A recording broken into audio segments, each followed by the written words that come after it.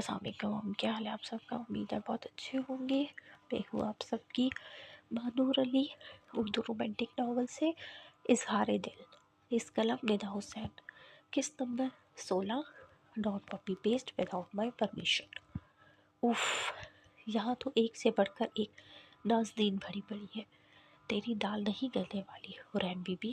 حورین نے اپنے سامنے لمبی سی لائن میں بیٹھی لڑکیوں کو دیکھ کر دل میں سوچا، جو ایسے من ٹھنڈ کی آئی تھی جیسے یہاں کسی فلم کی آڈیشن ہو رہی ہو۔ مس حورین کو یہاں ویٹ کرتے نانا کرتے بھی 2 گھنٹے ہو گئے تھے۔ اس سے پہلے کہ وہ بیٹھے بیٹھے سو جاتی، اپنے نام کی پکار پر ہڑبڑا گئی۔ سر، میرا نام حورین ہے۔ آفس کے دروازے کے باہر کھڑے آدمی کے پاس جاتے حورین نے اپنے نام کی تصدیق کروائی، جو ہاتھ میں سب لڑکیوں کے نام کی لسٹ لیے کھڑا تھا۔ آپ یہاں سیکرٹری کی جاب کے لیے آئی ہیں؟ اس آدمی نے حورین کو اوپر سے نیچے تک دیکھا۔ چونکہ حورین یونی سے سیدھا ادھر ہی آئی تھی، اس لیے اس کے کپڑوں کی حالت کافی خراب تھی۔ سونے پہ سہاگا، اس نے باقی لڑکیوں کی طرح میک اپ نہیں کیا ہوا تھا، صرف ایک نام کا کاجل تھا جو آدھا رونے سے بہہ گیا تھا۔ ظاہر سی بات ہے سر، جو آپ لوگوں نے ایڈ دیا ہے اسی کے لیے آئی ہوں نا۔ ایک تو صبح سے یونی میں اٹھائی جانے والی کھیچل، دوسرا یہاں نوکری لگنے کے 0 چانسز دیکھ کر حورین جو اندر ہی اندر ابل رہی تھی، آدمی کی بات پر تنک کر بولی، سامنے روم میں چلی جائے۔ حورین کی بات پر سامنے والے کے متھے پہ ان گنت بل پڑ گئے۔ آج کل کی لڑکیاں بھی نہ پتہ نہیں کیا سوچ کر انٹرویو دینے چلی آتی ہے۔ آدمی بڑبڑاتا دوسرے سائڈ میں بنے کمرے میں گم ہو گیا۔ چھوٹی بی بی، آپ یہاں کیا کر رہی ہیں؟ زینیا ہاتھ میں چھوٹی سی ٹوکری اٹھائے کیاری کے پاس بیٹھی تھی کہ ملازم کی آواز پر مڑتے انہیں دیکھنے لگی۔ کچھ نہیں، بس ویسے ہی دل کر رہا تھا پھول جمع کرنے کا۔ امان کو پھول بہت پسند تھے، اس لیے زینیا اس کے آنے سے پہلے پھولوں کا گلدستہ بنا کر اس کے کمرے میں رکھنے کا سوچ رہی تھی۔ کوئی کام تھا کیا؟ پھولوں کی کٹائی پہ ہاتھ روکتی ملازمہ سے پوچھنے لگی، چھوٹی بی بی، آپ کو سردار بی بی اندر بلا رہی ہے۔ ملازم اپنے آنے کی وجہ بتانے لگی۔ دادو، آپ نے مجھے بلایا؟ دادو کے بلاوے کا سن کر زینیا فوراً سے اندر آئی۔ ارے ہاں زینی، تم سے کچھ کہنا تھا کہ تو ذرا کھانے پینے کا انتظام دیکھ لے، مجھ سے تو اب زیادہ دیر کھڑا نہیں ہوا جا رہا۔ تیری ماں گئی ہوئی ہے، نہیں تو وہ دیکھ لیتی۔ رابعہ شاہ کو خاندان میں کسی عزیز کے گھر ضروری جانا پڑ گیا، اس لیے ان کی جگہ دادو اپنے پوتوں کے کھانے کا بندوبست دیکھ رہی تھی۔ آپ اپنے کمرے میں چلیں اور کھانے کی فکر مت کیجیے، میں سب حال لوں گی۔ دادو کو جوڑوں کی تکلیف تھی، جس کی وجہ سے وہ زیادہ دیر کھڑی نہیں ہو سکتی تھی۔ ان کے درد کے پیش نظر زینیا نے انہیں آرام کرنے کی تلقین کی اور خود کام میں لگ گئی۔ آج کل آپ کچھ زیادہ ہی لیٹ گھر نہیں آنے لگے۔ علی تھکن سے چور بستر پر آڑا ترچھا لیٹا ہوا تھا۔ منال کو کمرے میں آتا دیکھ سیدھا ہوا۔ تم شکر نہیں کرتی کہ میں آ جاتا ہوں گھر؟ علی منال سے کہتا واش روم کی طرف بڑھ گیا۔ کیوں، میں نے پابندی لگائی ہے کیا آپ کے گھر آنے پر؟ منال علی کا راستہ روکتی اس سے جرا کرنے لگی۔ میڈم، جو ادائیں آپ آج کل مجھے دکھا رہی ہیں، بندہ مجبور ہے گھر سے باہر رہنے پر۔ علی نے سجی سوری اپنی نئی نویلی دلہن کو دیکھا، جو بقول علی کے دل میں جگہ بنانے کے جتن کر رہی تھی۔ کیا کہا آپ نے؟ ذرا زور سے بولیے گا۔ علی کی آواز بہت دھیمی ہونے کی وجہ سے منال کے کانوں تک نہ پہنچ سکی۔ میری توبہ، جو آپ کے سامنے کچھ بولوں، آپ کے 2 محافظ کھڑے ہو جائیں گے مجھ سے جنگ لڑنے۔ علی کا اشارہ امی اور رافع کی طرف تھا، جن سے منال کا ذرا سا اداس ہونا بھی دیکھا نہیں جاتا تھا۔ آپ کو جیلسی فیل ہوتی ہے؟ امی اور رافع کو میری سائڈ لیتے دیکھ کر منال نے علی کو چڑھاتے بڑی جرات سے اس کے گلے میں بندھی ٹائی کو کھولا، جو علی نے میٹنگ میں جانے کی وجہ سے باندھی تھی۔ آہستہ آہستہ منال کی یہ جراتیں بڑھتی جا رہی تھی، جس کی بڑی وجہ علی کی خاموش رضامندی تھی۔ نہیں، بالکل بھی نہیں۔ منال کے ہاتھ سے اپنی ٹائی لیتے علی نے اس کی حرکت کو اگنور کیا۔ میں جانتا ہوں یہ جو فیور آپ کو مل رہی ہے وہ صرف تب تک ہے جب تک آپ یہاں موجود ہیں۔ جس دن آپ یہاں سے گئی سمجھے یہ فیور بھی ختم۔ منال اگر اپنے کسی عمل سے علی اور اپنے درمیان فاصلے کم کرتی تو علی اس وقت کسی بات سے اس فاصلے کو اور بڑھا دیتا۔ آپ کو بہت ارمان ہے مجھے یہاں سے نکالنے کا، تو سن لیں میری بھی ایک بات، اتنی آسانی سے تو میں آپ کا پیچھا نہیں چھوڑنے والی۔ منال علی کی بات پر ہرٹ ہوئے بنا اس کے ہاتھ کو تھامے اب اس کی گھڑی اتارنے لگی۔ آسانی؟ یہ جو تم نے میرے پورے گھر پر قبضہ جما رکھا ہوا ہے یہ کم ہے کیا، یا اور بھی کچھ کرنا باقی رہ گیا ہے؟ علی کا اشارہ اپنے ہاتھ کی طرف تھا جو منال کے ہاتھ میں ابھی تک قید تھا۔ ابھی تو صرف گھر پہ قبضہ کیا ہے، ابھی تم باقی ہو۔ علی منال کے ہاتھ کو چومتی فوراً سے کمرے سے بھاگ گئی۔ یہ لڑکی بھی نہ مجھے اپنی ماں کے ہاتھوں مروا کے رہے گی۔ منال کا علی کو لے کر پروٹیکٹیو ہونا علی کو ایک انجانی سے خوشی سے دوچار کرتا تھا جسے وہ کوئی نام نہیں دے پا رہا تھا۔ تیرا دماغ تو خراب نہیں ہو گیا تھا؟ اس نے کہا تو شرافت کا مظاہرہ کرتا اسے اکیلا انٹرویو کے لیے چھوڑ آیا۔ علی رات کے 11 بجے سر جھکائے فرحان کی لعنت سن رہا تھا جو اس کے سنے بنا بس اپنی کہے جا رہا تھا۔ یار تو میں اس وقت کیا کرتا بول، اس کے سامنے تجھے بھی تو کال نہیں کر سکتا تھا میں۔ علی نے اپنی بات کو پھر دہرایا جسے فرحان ماننے کو تیار نہیں تھا۔ یہ حورین بی بی کا دماغ کچھ زیادہ ہی خراب ہو گیا ہے، نوکری کرے گی اب یہ اسے۔ میں بار بار بکواس کر رہا تھا کہ مت رہ وہاں پہ کوئی فیسلٹی نہیں ہے وہاں، مگر نہیں، اس اڑیل گھوڑی نے میری بات ماننی تو تھی نہیں۔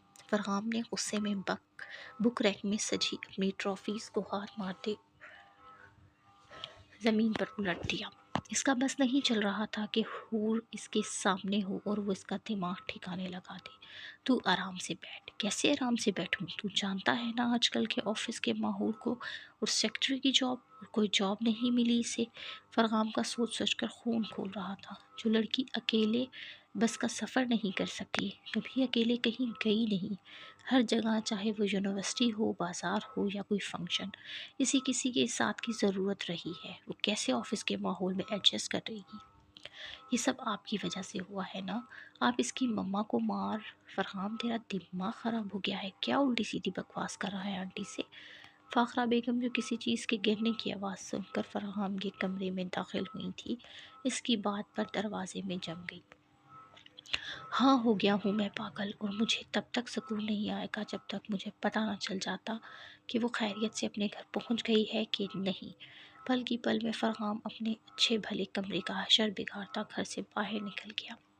آنٹی آپ دل گرفتہ مت ہوا کریں اس پاگل سنکی کی باتوں پر، یہ تو بس ایسے ہی کچھ نہ کچھ بکواس کرتا رہتا ہے۔ علی فاخرہ بیگم کی آنکھوں میں آنسو دیکھ کر اپنی جگہ شرمندہ ہوتا انہیں سمجھانے لگا جنہوں نے علی کا کبھی بھی فرحان سے کم نہیں سمجھا تھا۔ نہیں بیٹا، یہ میرے اس ظلم کی سزا ہے جو میں نے سارا پہ کیے تھے۔ نہ جانے کیوں ہم جیسے لوگ طاقت اور دولت کے نشے میں چور اپنے سے چھوٹوں پر ظلم کرتے وقت اپنے پیدا کرنے والے کو کیوں نہیں سوچتے، کیوں نہیں سمجھتے کہ ہماری طاقت سے بڑی ایک اور بھی طاقت ہے جو پل میں ہمیں بے بس کر سکتی ہے۔ فاخرہ بیگم اپنی نم آنکھوں کو صاف کرتی دل میں ملال لیے کمرے سے نکل گئی۔ واقعی کچھ لوگ آپ جیسے بھی ہوتے ہیں جو اپنی غلطیوں کی معافی کی اس دنیا میں ہی درخواستگار بن جاتے ہیں، اور کچھ لوگ آمنہ بیگ کی طرح بھی ہوتے ہیں جو کہ کبھی سنبھلنے کے بجائے سرکش گھوڑے کی طرح بھاگے چلے جاتے ہیں۔ علی نے کمرے سے جاتی ہوئی اپنی ویل سیٹ رہنے والی آنٹی کو دیکھا جن کا اب زیادہ تر وقت اللہ سے اپنی گزشتہ کی گئی غلطیوں کی معافی مانگتے ہوئے گزرتا تھا، جبکہ آمنہ بیگ اب بھی اپنے کیے پہ نادم نہیں تھی۔ اللہ ایسے ہی لوگوں کی رسی لمبی کیے ہوئے، پر ایک مقرر وقت تک ایک نہ ایک دن ایسے لوگوں کو بھی اپنے پروردگار کی طرف لوٹنا ہی ہوتا ہے۔ السلام علیکم دادی، کیسی ہیں آپ؟ امان اور ایان کے گھر میں قدم رکھتے ہی حویلی میں ہلچل مچ گئی۔ ارے میرے بچے آ گئے، دادی صدقے جائے۔ دادو جو ابھی نماز سے فارغ ہوئی تھی، اپنے پوتوں کی آواز پہ مڑتی ان کو گلے لگانے آگے بڑھی۔ خیریت ہے دادو؟ کوئی نظر نہیں آ رہا، کہاں ہے سب؟ ایان نے سب سے پہلے حویلی کی خاموشی کو محسوس کیا۔ تمہارا تایا اور چاچا جرگے میں گئے ہیں، تمہاری پھپھو فریدی قبیلے کے سردار کی بیٹی کی شادی میں رہی، میں تو اس جوڑوں کے درد نے مجھے کہیں کا نہیں چھوڑا، اس لیے اپنے کمرے میں پڑی اپنے بچوں کا انتظار کر رہی تھی۔ دادی نے ساری تفصیل بتاتے آخر میں اپنے جوڑوں کی درد کی دہائی دی۔ دادو، آئی مس یو۔ ایان نے اپنی دادی کی بات پہ انہیں زور سے گلے لگایا، آخر ان کے لیے دادو ہی تو ان کی ماں تھی۔ زینی کہاں ہے دادو؟ جب کافی دیر امان کو زینیا کہیں نظر نہیں آئی تو اسے پوچھنا ہی پڑا، اس بیچاری نے کہاں جانا، کھانا پکانے میں لگی ہوئی ہے صبح سے۔ دادو امان کی بات کا جواب دیتی ایان سے دانیال اور شاہمیر کی خیر خیریت معلوم کرنے لگی۔ اسے کیا ضرورت ہے ان سب کاموں میں پڑنے کی، ملازمائیں کہاں ہیں ساری؟ امان نے کہتے ہوئے ساتھ کھڑی ملازمہ کو گھورا، جیسے اس بیچاری نے زینیا کو کام میں لگایا ہو۔ ارے میرے لال، تو ایسے کیوں گھور رہا ہے؟ بھلا اس کا کیا قصور؟ اس بچی کو تو میں نے ہی کہا تھا کہ کھانے کا بندوبست دیکھ لے، اگر تیری پھپھو یہاں ہوتی تو وہ خود ہی سارا سنبھال لیتی۔ دادو نے اپنے پوتے کو لاڈ سے کہا جو غصے میں لال پیلا ہو رہا تھا۔ اب چلو تم دونوں منہ ہاتھ دھو لو، کھانا بس تیار ہی ہوگا۔ دادو نے انہیں اٹھاتے ساتھ ہی ملازمہ کو کھانے لگوانے کا کہا۔ شنو، تم برتن وغیرہ نکالو اندر سے، میں بس بریانی کو دم دے دوں۔ زینیا اپنے چہرے پر آئی لٹ کو بار بار ہاتھ کی پشت سے پیچھے کرتی ساتھ ساتھ ملازمہ کو آرڈر بھی کرتی جا رہی تھی۔ امان نے کچن میں انٹر ہوتے بے تاب نظروں سے زینیا کو دیکھا، جو اپنے لمبے بالوں کو جوڑے کی شکل میں قید کیے کام میں بری طرح مصروف تھی۔ مجھے لگا تھا کہ میری مسز میرا ویلکم دروازے پہ کھڑے ہو کر کرے گی، پر ہائے رے نصیب۔ امان زینیا کو اپنی باہوں کے گھیرے میں قید کرتا اس سے گلہ کرنے لگا۔ امان چھوڑیں، کوئی آ جائے گا۔ زینیا امان کے حصار کو توڑنے کی کوشش کرتی دروازے کی طرف دیکھنے لگی۔ ہاں ہاں ہاں، گھر میں نوکر کے علاوہ کوئی ہوگا تو آئے گا نا۔ امان نے اس کی بات کو ہنسی میں اڑاتے اس کی آنکھوں پر اپنے پیار کی مہر لگائی، جن میں خوف ہلکورے لے رہا تھا۔ تم نے مجھے مس کیا؟ امان کی انگلیوں کے پورے زینیا کے چہرے کے ایک ایک نقوش کو چھو رہے تھے۔ آپ فریش ہو جائیں، میں کھانا۔ زینیا میں بولنے کی سکت ختم ہو چکی تھی۔ امان کا پاگل پن اور کسی کے آ جانے کا خوف اس کی جان نکال رہا تھا۔ تم جانتی ہو میں نے اس پل کا کتنا انتظار کیا ہے، اور اب ایسے ہی گزر جانے دوں؟ امان نے زینیا کے گال چومتے اسے خود کے قریب کیا۔ امان، دادو بلا رہی ہیں، میں ابھی آئی۔ اس سے پہلے کہ امان اور کوئی حرکت کرتا، زینیا تیزی سے اپنا آپ چھڑاتے کچن سے بھاگی۔ ارے یہ لڑکی بھی نا، بیٹا امان کیا بنے گا تیرا؟ امان اپنے سر پہ ہاتھ پھیرتا زینیا کے پیچھے بھاگا۔ ایکسکیوز می سر، آپ نے جو سیکرٹری کی جاب کے لیے ایڈ دیا تھا، پینل نے انہیں سلیکٹ کیا ہے۔ اگر آپ نے ان سے کچھ پوچھنا ہے تو میں انہیں اندر بھیجوں۔ شامیر آفس میں بیٹھا فائل چیک کر رہا تھا، ابھی اس کا امپلائی اندر آیا اور اسے آج کے شیڈول کے ساتھ نئی سیکرٹری کا بھی بتانے لگا۔ آپ نے میری ڈیمانڈ کے مطابق ہی اگر انہیں سلیکٹ کیا ہے تو اس کی ضرورت نہیں۔ شامیر کے مطابق سیکرٹری ضرورت مند اور ڈیسنٹ ہو، کوئی ماڈل نہیں۔ شامیر میں جہاں بہت سی برائیاں تھیں وہاں ایک خوبی بھی تھی۔ وہ اپنے آفس میں امپلائیز رشوت یا کسی کے کہنے پہ نہیں بلکہ میرٹ اور کافی حد تک ضرورت مند لوگوں کو بھرتی کرتا تھا۔ اس کا ماننا تھا کہ ایسے لوگ بہت وفادار ہوتے ہیں۔ جی سر، وہ آپ کی ریکوائرمنٹ پہ پوری اترتی ہے، پر مجھے لگتا ہے کہ انہیں اپنا ڈریسنگ سینس تھوڑا سا بدلنا ہوگا۔ انہیں دیکھ کر کہیں سے نہیں لگتا کہ وہ اتنی بڑی کمپنی کے آنر کی سیکرٹری ہیں۔